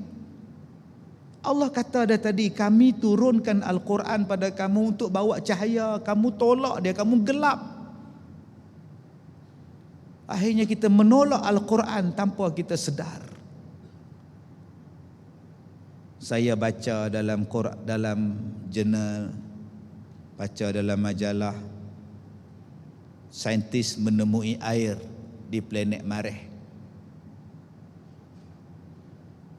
menunjukkan bahawa berpotensi manusia untuk tinggal di planet Marikh. Kemudian saya baca pula jutawan di India membeli tanah lot di bulan untuk isteri dia. Dia beli tanah lot di bulan sebab nak pindah ke bulan. Biar betul kau. Akak-akak tak nak pindah ke planet Marikh? Nak hijrah? Mana nak hijrah ke planet Marikh? Kenapa Shah Alam tak seronok ke? Jam. Tak nak lah. Oh jam. Stadium pun tak siap-siap, tak nak lah. Sana ada stadium kata dia. Allah jawab dalam Quran. Allah bagi tahu 1400 tahun dulu. Walaqad makkannakum fil ard. Dan sesungguhnya dijadikan tempat tinggal kamu hanya di bumi. Wa ja'alna lakum fiha ma'ayish. Dan hanya di bumi ada kehidupan. Qalilan ma tashkurun. Sedikit sangat kamu yang bersyukur. Balik buka surah Al-A'raf juzuk 8 ayat 10, ayat 11, ayat 12, ayat 13. Pergi buka. Yang tuan-tuan duk percaya manusia boleh duduk di planet Marikh tu kejadian apa? Kalaulah manusia boleh pindah ke sana, bila nak tertegak hukum? Sebuah kedai mas di Seksyen 18 Shah Alam dirompak petang tadi. Kerugian dianggarkan 10 juta ringgit. Menurut Ketua Polis Daerah, perompak-perompak tersebut telah melarikan diri ke planet Marikh dan gerakan mengejar mereka sedang dilakukan sekarang. Agak-agak bila nak kena tangkap tuan-tuan kalau lari sana? Dia takkan mewujudkan hukum. Suami akak ke mana? Ke bulan. Betul? Tak balik dah, tak tahu dah, telefon tak dapat. Janganlah tuan-tuan percaya. Surah Toha ayat 55. Toha ayat 55. Minha khalaqnakum wa fiha nu'idukum wa minha nukhrijukum taratan ukhra. Daripada tanah kamu dijadikan, ke dalam tanah kamu akan dimasukkan. Kalau tuan-tuan duduk di bulan, tuan-tuan nak mati di mana? Allah jawab, kamu manusia mati di bumi, dan ke bumi lah kamu dikebumikan, ke tanah. Quran jawab semua benda. Itulah yang terang. Tapi kita kata Quran ni untuk baca Yasin, anak-anak periksa, mati. Maka kita pun hidup dalam keadaan terawang-awangan, kabur-kaburan, gelap gelita. Hari ini kita cerita tentang Marikh, kita cerita tentang Adam, kita cerita tentang Nabi Nuh, kita cerita tentang bulan, kita cerita tentang teknologi, kita cerita tentang macam-macam. 1.5 jam kita cerita. Belum kita cerita tentang dinosaur, belum kita cerita tentang iblis, belum kita cerita tentang Ustaz, Saya tak minta pun Allah jadikan. Saya tak pernah minta Allah jadikan saya. Bila Allah jadikan saya buat salah, saya masuk neraka.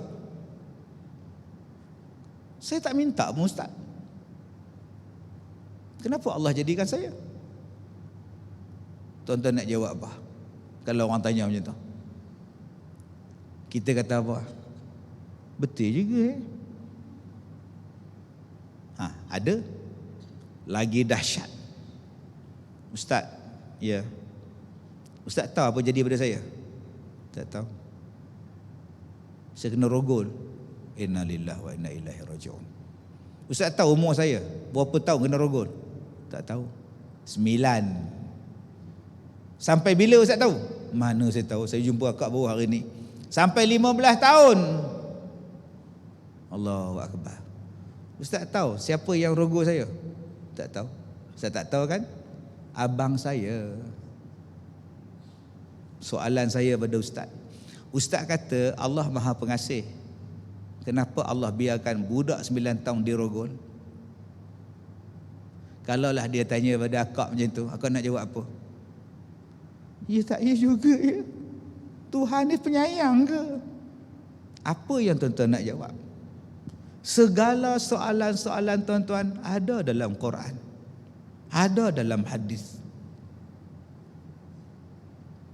Saya keliru lah Ustaz. Ada yang cakap bila kahwin seorang perempuan dia kena taat, kena berkhidmat pada suami dia dan tanggungjawab kepada mak dia dah habis. Siapa cakap kak? Siapa cakap? Tak payahlah tangan-tangan tu. Ada ke? Dia cakap kalau lepas kahwin perempuan bertukar pada suami. Anak laki-laki pegang mak sampai bila-bila anak laki-laki. Saya kata dekat dia kalau makcik tu ada 5 anak semua perempuan, siapa nak jaga dia? 5 ikut jantan suami dia. Makcik ni, mak tanggungjawab saya dah bertukar pak daripada mak pada suami saya. Bye-bye mak. Sampai anak yang last kali, mak tanggungjawab saya dah tak ada daripada mak. Bye-bye mak. Habis tu aku macam mana? Mak pergi sekolah Ustaz Kazim. Sekolah Kazim tu jaga orang tua-tua, mak ke sana. Aku terajam budak-budak 5 ni kak. Berapa ramai ni tuan-tuan yang berada dalam kegelapan itu.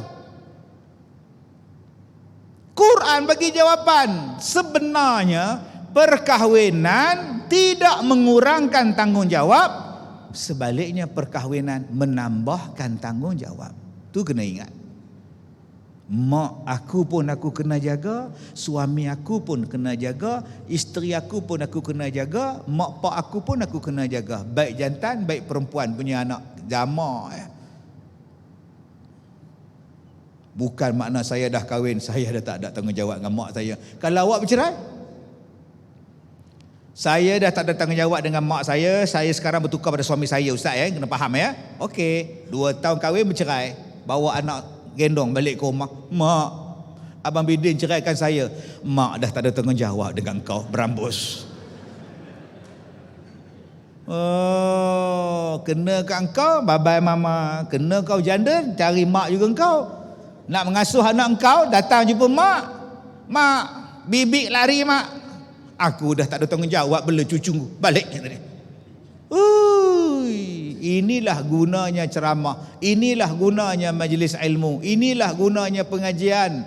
Menjawab setiap satu persoalan. Bukannya menjadikan bila datang belajar jadi pening kepala. Aku pening lah, kejap boleh, kejap tak boleh, kejap boleh, kejap tak boleh, kejap batal, kejap tak batal. Itu bukan ilmu tuan. Ilmu keluar daripada tempat, yes, aku dapat jawapan. Jadi tuan-tuan, saya dah ceramah 30 tahun. Inilah kali pertama saya sampai pusat Islam sini. Jadi kalau nak jemput pula 30 tahun pada sekarang. Wallahu a'lam. Assalamualaikum warahmatullahi wabarakatuh. Saya minta maaf jika terkasar bahasa. Wallahu a'lam.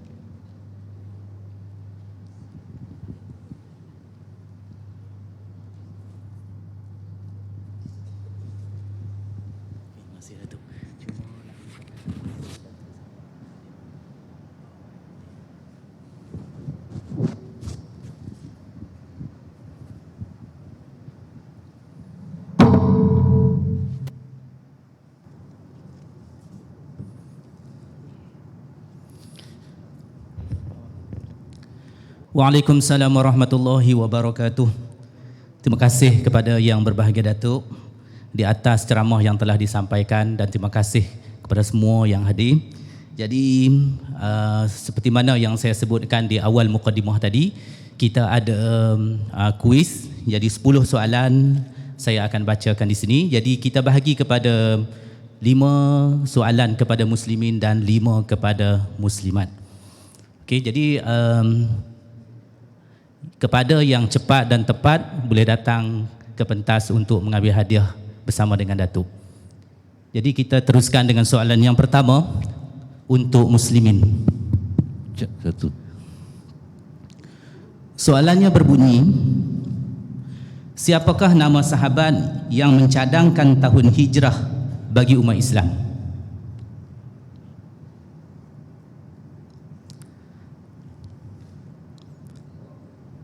Saya ulang soalan, siapakah nama sahabat yang mencadangkan tahun hijrah bagi umat Islam?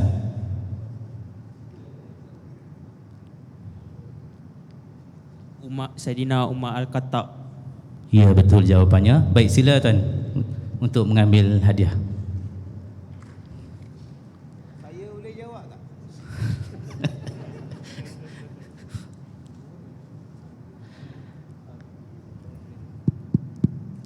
Okey, kita teruskan dengan soalan yang kedua untuk muslimat.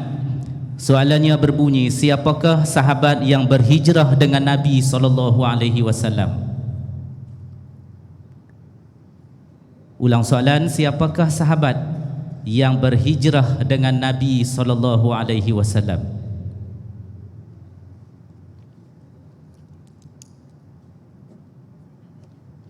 Saidina Abu Bakar As-Siddiq. Ya, betul. Okey, silakan puan untuk datang mengambil hadiah bersama dengan Datuk.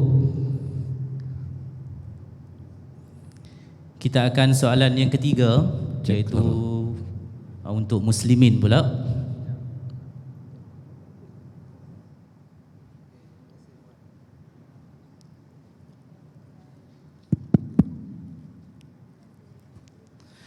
Okey, soalan yang ketiga. Apakah nama gua Nabi bermalam ketika peristiwa hijrah? Ada nak jawab.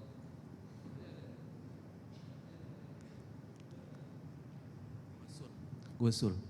Baik, betul, Gua Sul. Dipersilakan tuan.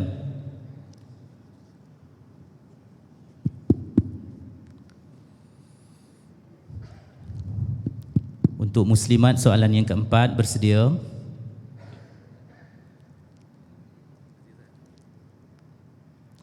Soalan yang keempat, siapakah sahabat yang menyamar seperti Nabi sedang tidur di tempat tidur Nabi? Haji.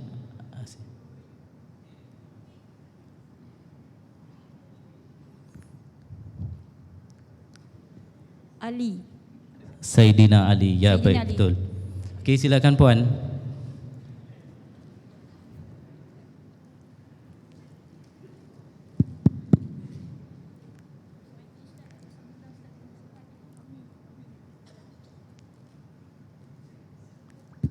Okey, soalan yang kelima untuk muslimin. Soalan berbunyi, apakah nama masjid yang dibina oleh Nabi semasa peristiwa hijrah?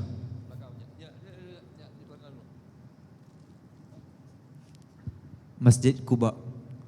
Masjid Quba. Ya, betul. Okey, silakan. Soalan yang keenam kepada muslimat, bersedia?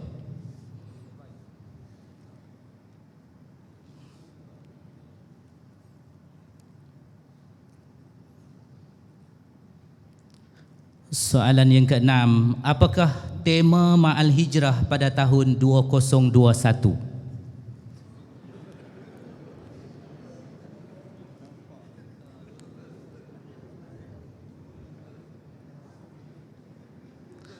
Apakah tema Ma'al Hijrah pada tahun 2021?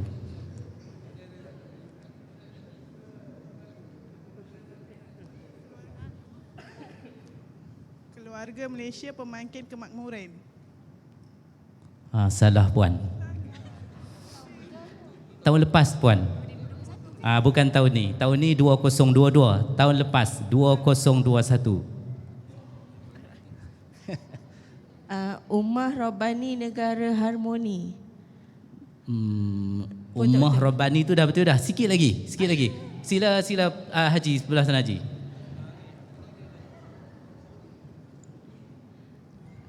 Ummah berkualiti. Manhaj Rabbani ummah berkualiti. Ya betul. Manhaj Rabbani ummah berkualiti. Silakan puan.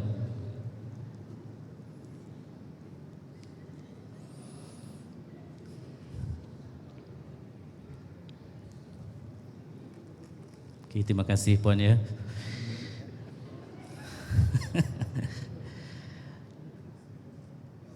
Okey, seterusnya soalan yang ketujuh kepada muslimin. Siapakah tokoh Ma'al Hijrah pada tahun ini? 2022 tahun ini. Mak Kilau. Kurang tepat. Kita ambil yang skema jawapan kita.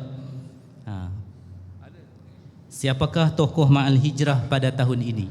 Tan Sri Osman Mustafa. Ya betul, Tan Sri Osman Mustafa. Dipersilakan tuan. Bagi lau.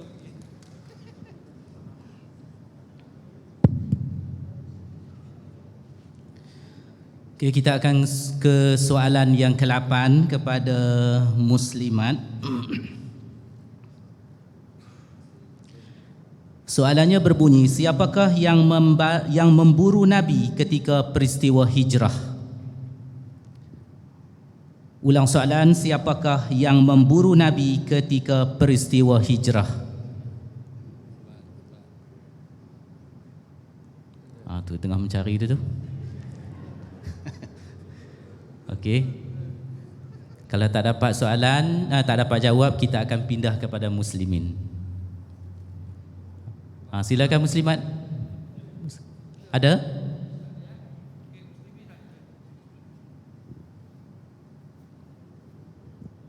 Abu Lahab. Abu Lahab. Kurang tepat.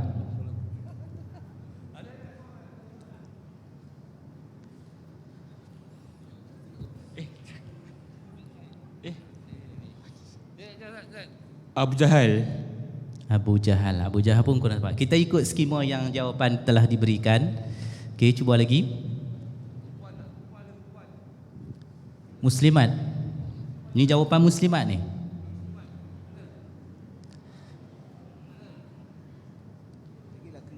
Ya.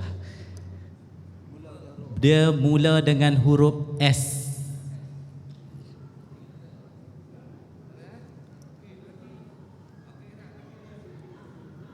Binnya Malik.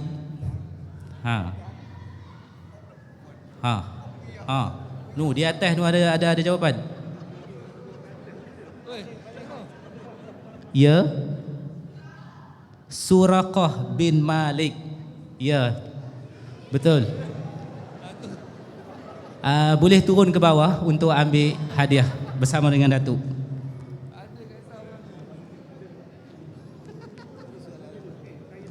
Okey, kita teruskan dengan soalan yang ke-9 sementara kita menunggu untuk turun ke bawah. Baik, soalan yang ke-9 kepada muslimin. Soalan yang terakhir. Sila nyatakan kaum yang terlibat dengan penyatuan ketika peristiwa hijrah Nabi.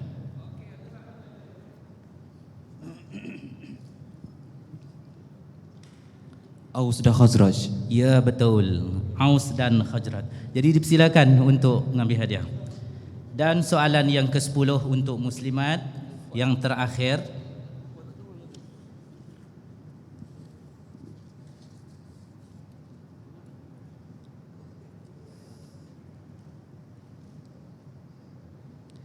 Soalannya berbunyi, rumah siapakah yang Nabi SAW menginap setibanya baginda di Madinah?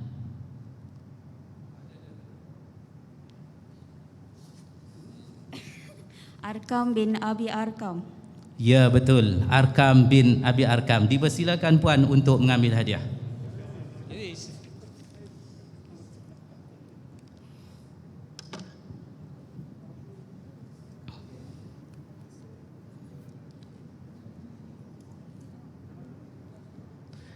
Baik, terima kasih kepada Datuk, terima kasih kepada semua yang hadir pada hari ini. Jadi setakat ni dulu program Wacana Kalam Hijrah pada pagi ini. Jadi tahniah kepada yang berjaya, terima kasih kepada semua yang hadir. Jadi jumpa lagi pada program yang akan datang insya-Allah. Jadi kita tangguhkan dengan tasbih kafarah dan suratul As. Illalladzina amanu wa amilus solihat. Sekian, wabillahi taufiq wal hidayah. Wassalamualaikum warahmatullahi wabarakatuh. Dah, ada lagi.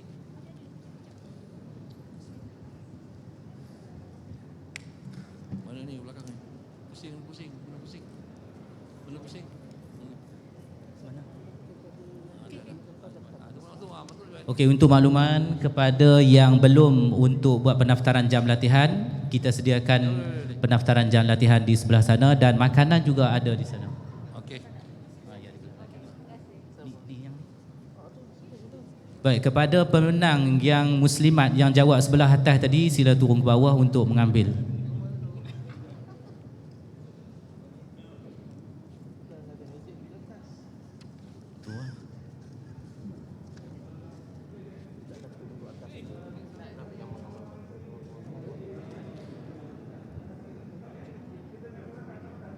Jadi semua kalau nak ambil gambar bersama dengan Datuk, jadi kita minta Datuk naik ke pentas dan kita duduk di bahagian hadapan.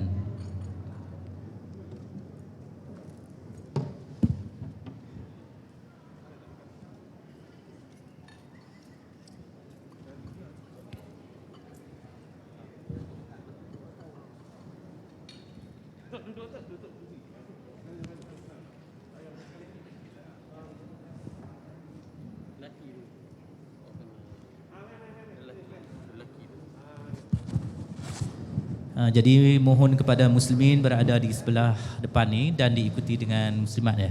Okey.